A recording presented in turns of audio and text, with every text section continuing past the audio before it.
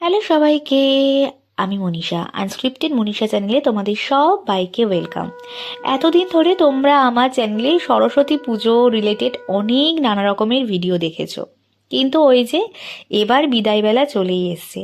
মনে দুঃখ কষ্ট রেখে বলতে হবে আসছে বছর আবার হবে। সত্যিই তো, আমরা প্রত্যেকটা বছরের এই পুজোর দিনগুলোর জন্য কিন্তু আমরা অপেক্ষা করে থাকি।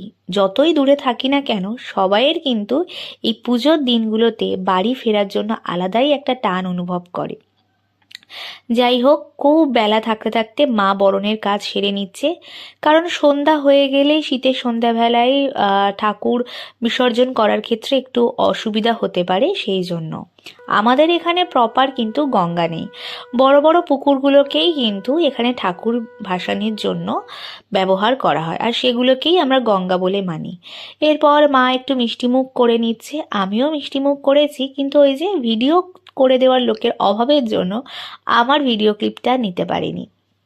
যাই হোক, এবার মাকে নিয়ে আমাদের বেরিয়ে যাওয়ার পালা।